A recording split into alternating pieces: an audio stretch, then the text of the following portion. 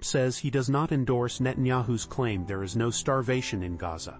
President Trump, speaking in Scotland, expressed concern over the humanitarian situation in Gaza, stating that he believes people there need food and safety immediately. He questioned whether Israel has done enough to prevent civilian casualties, suggesting they might need to adjust their approach while acknowledging the significant amount of aid already provided. Trump also voiced skepticism about Hamas's intentions, alleging that much of the aid sent to Gaza is stolen. Meanwhile, UK Prime Minister Keir Starmer described the situation as a major humanitarian crisis, echoing the widespread global outrage over the images of suffering emerging from Gaza. Starmer intends to press Trump for a stronger stance towards Israel and renewed ceasefire negotiations. He faces pressure within his own party to formally recognize a Palestinian state. The Gaza crisis dominated discussions between Trump and Starmer during their meeting. The UK Prime Minister will convene an emergency cabinet meeting later this week to address the escalating situation. Foreign Secretary David Lammy is scheduled to attend a UN conference in New York to explore pathways towards Palestinian statehood. Trump also commented on the ongoing conflict in Ukraine, expressing disappointment with President Putin and hinting at shortening the 50-day deadline for Russia to agree to a ceasefire, citing continued Russian aggression. In our next story, Trump cuts deadline for Russia peace with Ukraine. President Trump dramatically shortened his deadline for a Russian-Ukrainian peace deal, slashing it from 50 days to just 10 or 12. He cited a lack of progress and expressed deep disappointment with President Putin, despite previously claiming to have a strong relationship with him. Trump's announcement, made alongside British Prime Minister Starmer in Scotland, threatens massive secondary tariffs on Russia's trading partners if a deal isn't reached within the new timeframe. The president described instances where he believed a peace agreement was imminent, only to be thwarted by further Russian aggression.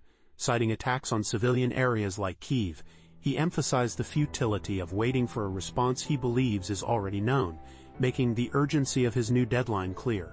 The revised deadline signals a significant hardening of Trump's stance toward Putin and Russia's actions in Ukraine. This move marks a clear departure from his previous reluctance to criticize the Russian leader. These new sanctions, coupled with the drastically shortened deadline, represent a major escalation in the pressure applied to Russia to negotiate a ceasefire. In our next story, the personalities of MLB's trade deadline, hunters, fishermen and the Cleveland grind machine.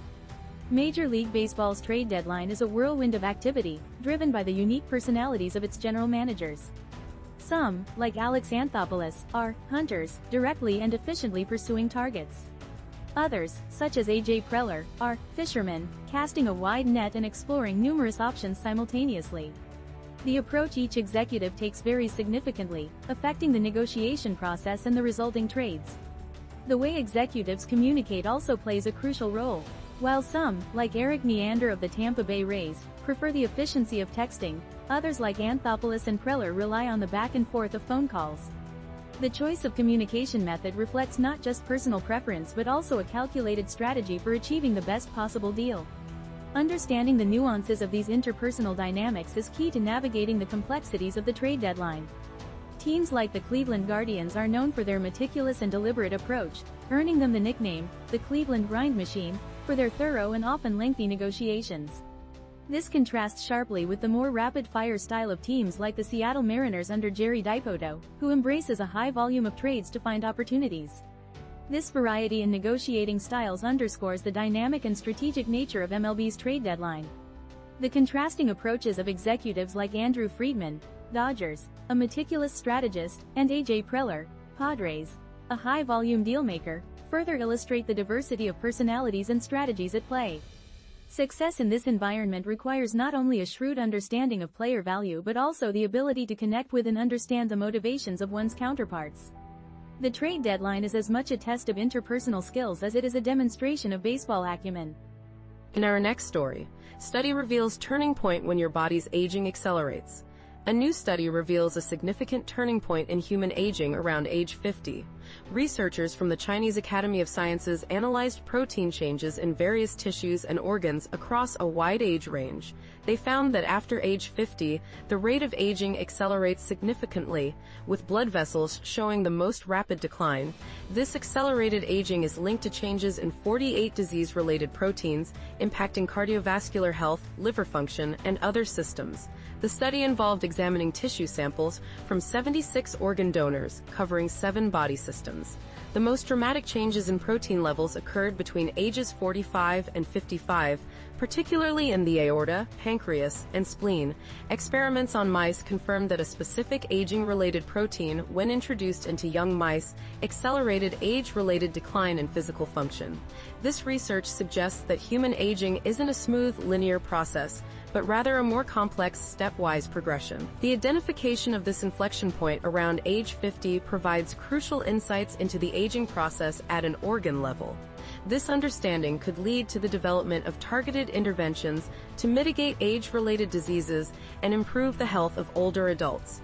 The findings, published in *Cell*, contribute to a more comprehensive understanding of human aging, laying the groundwork for future research and potential therapeutic strategies. In our next story, Thailand and Cambodia agreed to ceasefire, NPR.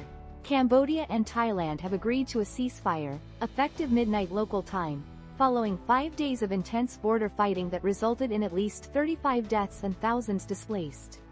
The conflict, stemming from a long-standing dispute over territory near the 11th century Preah Vihear temple, escalated after a mine explosion killed 5 Thai soldiers. Both sides traded accusations of aggression, further inflaming tensions.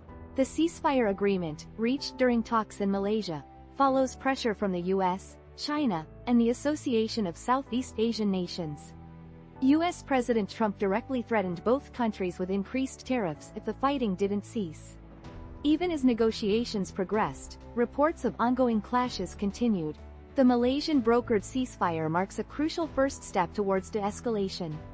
Military commanders from both countries are scheduled to meet on Tuesday to discuss further steps towards restoring peace and security. Both Cambodian and Thai leaders expressed gratitude for the mediation efforts of the US and China. The border dispute is seen by analysts as a significant test of influence in Southeast Asia, pitting the US against China, a major trading partner for both Cambodia and Thailand. The presence of a Chinese-funded naval base in Cambodia further complicates the geopolitical dynamics of the region.